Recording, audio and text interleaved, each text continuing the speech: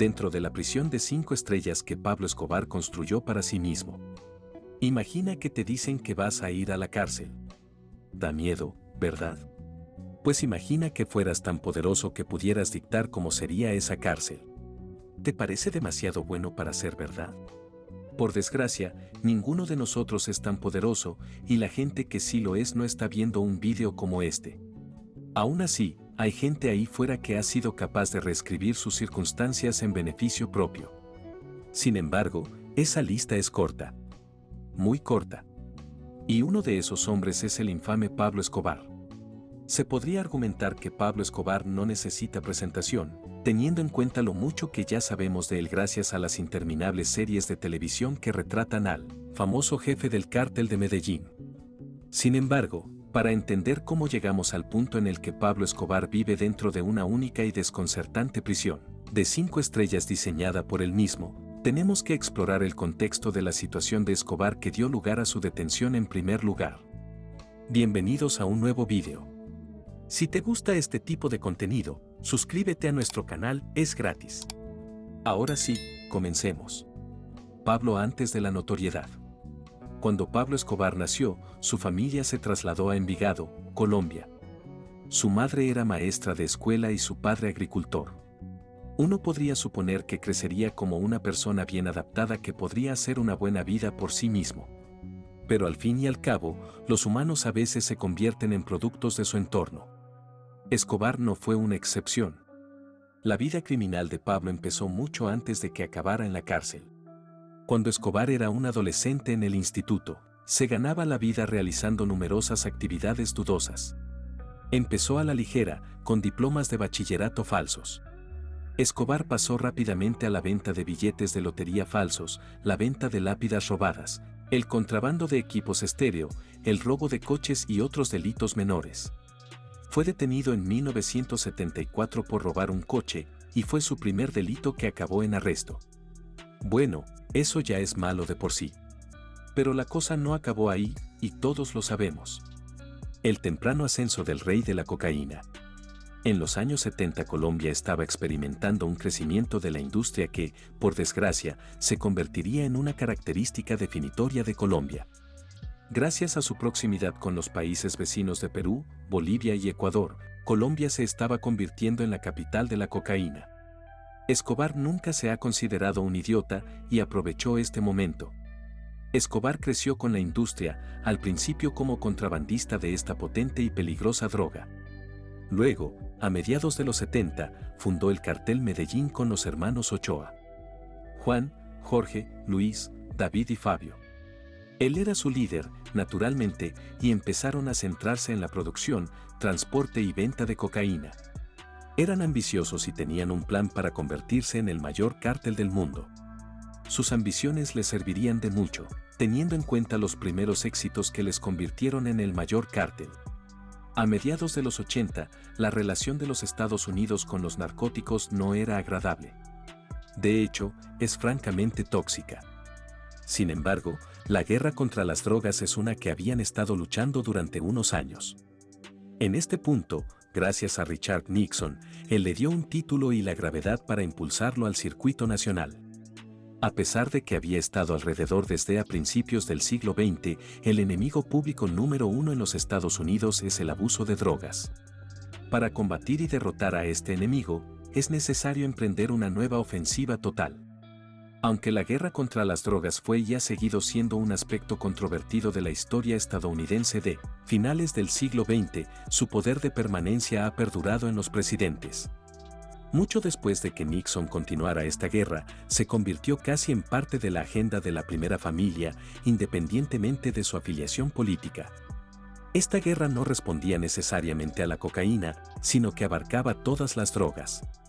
El único problema: Estados Unidos era el mayor cliente de Pablo Escobar, quien, por cierto, vendía drogas, y muchas.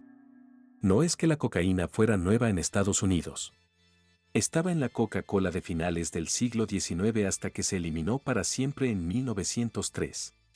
Pero la relación del país con la droga cambió en 1914, cuando se aprobó la Ley Harrison de impuestos sobre narcóticos, que regulaba la venta de la mayoría de los estupefacientes, incluida la cocaína.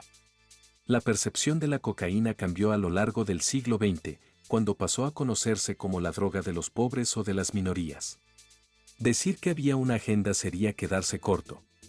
Ni siquiera es correcto desde el punto de vista de los hechos, ya que la idea de que la cocaína era consumida por los marginados de la sociedad queda desacreditada por el hecho de que los investigadores descubrieron que el 90% de los Estados Unidos consumía cocaína.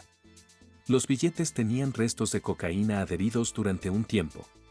Tras la aprobación de la Ley Harrison de impuestos sobre narcóticos, la venta y proliferación de cocaína en América se redujo drásticamente hasta un punto en que se consideró cosa del pasado.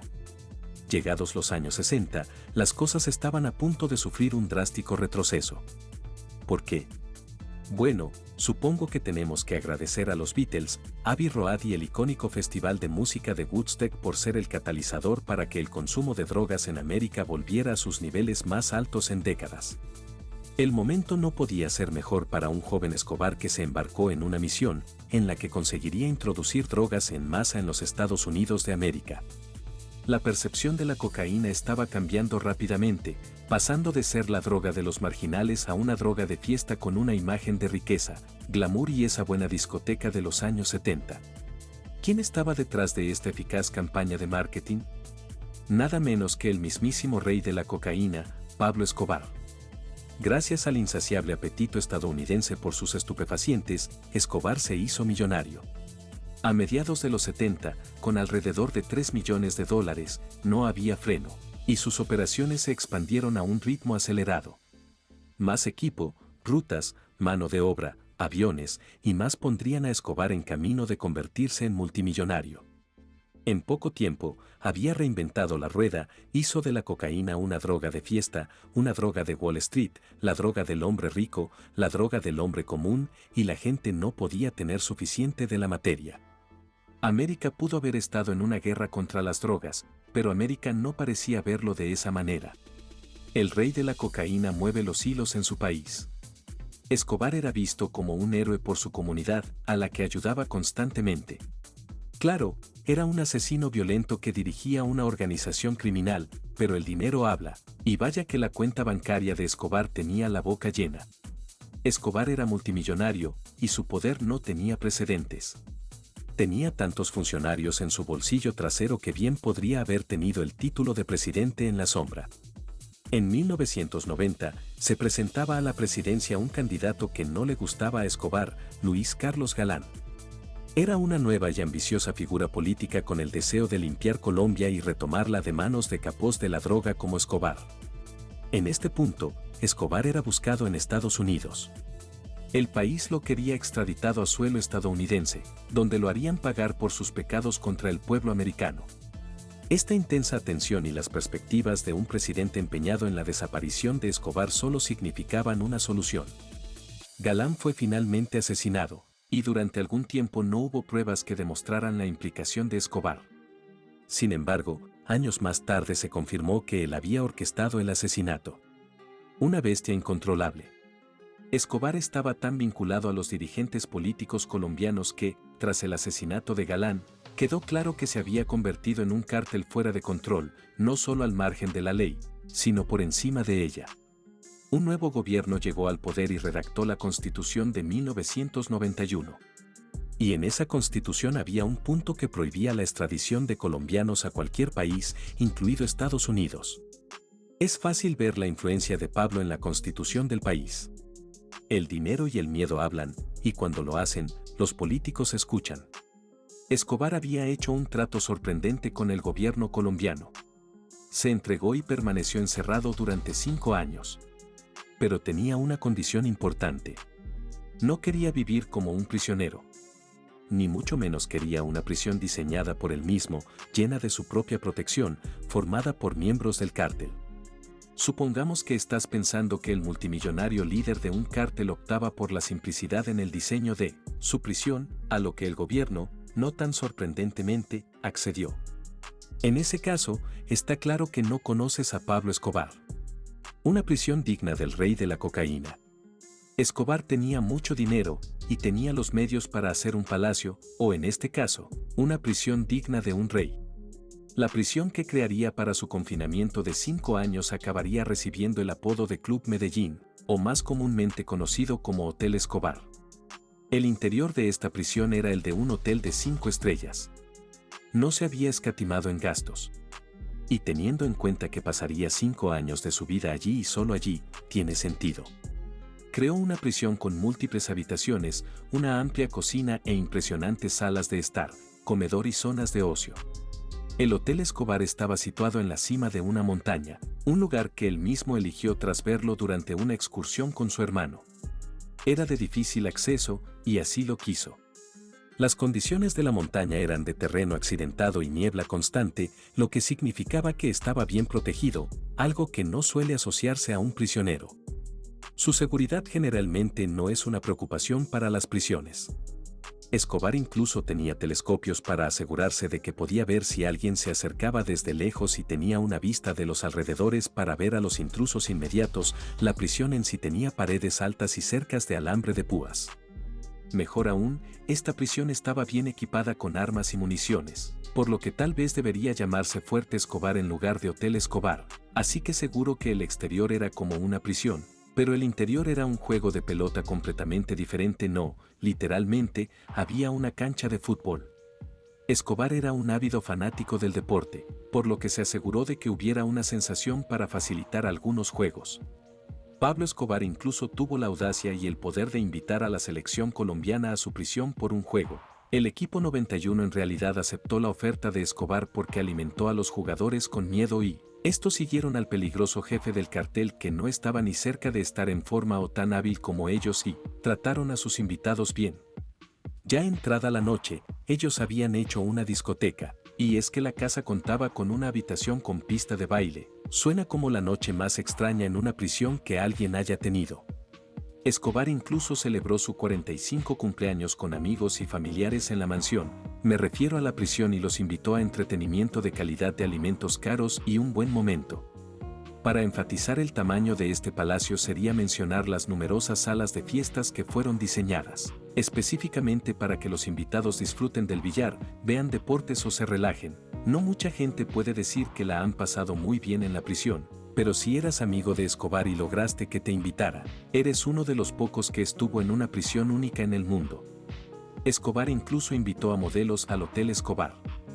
La idea de que Escobar estuvo en la prisión es una que es difícil realmente quedarse atrás considerando la realidad detrás de sus años en el Hotel Escobar, y más cuando hay tantos artículos de lujo como saunas, jacuzzis, un gimnasio, una piscina, una cancha de fútbol, pista de baile, habitaciones lujosas, salas de entretenimiento con un sinfín de modelos, acompañantes, amigos y familiares que iban a la montaña a través de la niebla. No se puede decir que la estaba pasando mal. Como preso, Escobar todavía tenía comunicación con el mundo exterior. Sus operaciones todavía estaban funcionando y él sabía lo que estaba pasando. Uno podría incluso argumentar que su sentencia de prisión era más como protección de testigos, considerando que estaba encerrado de manera segura lejos de sus enemigos que buscaban hacerle daño y terminar con su reinado un cambio de opinión. El problema con Escobar fue que no lo hizo. No tenía un límite y una vez que se convirtió en esta figura más grande que la vida, era difícil reducir la velocidad y reducir su control sobre su empresa criminal o tratos nefastos.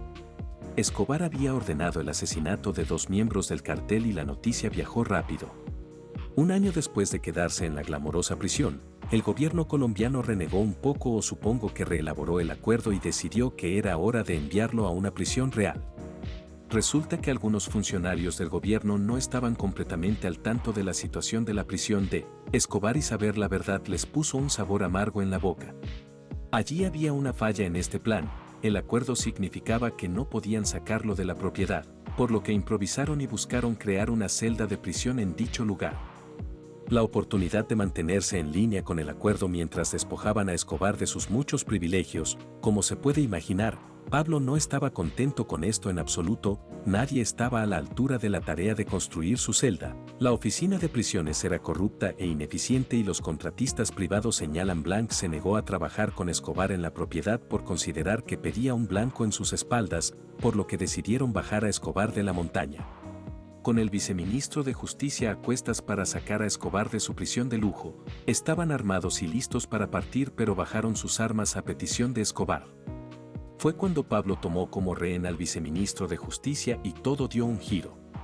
Se desató el infierno y los hombres fueron asesinados, heridos, y Escobar escaparía de sus garras con poco esfuerzo. Fue una verdadera bofetada en la cara.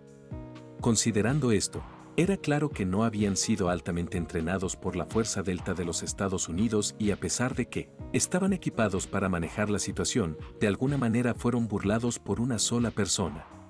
El rey Escobar logró escapar y evadir la captura durante más de 16 meses, pero todo lo bueno debe llegar a su fin, y la libertad y la vida de Escobar se verían truncadas cuando lo mataron a tiros, poniendo fin al reinado del legendario capo de la droga de Colombia y rey de la cocaína. Cuéntanos tu opinión en la cajita de comentarios. Si el vídeo te ha gustado, dale like, suscríbete y no te olvides darle a la campanita para que no te pierdas próximos vídeos como este. Hasta la próxima.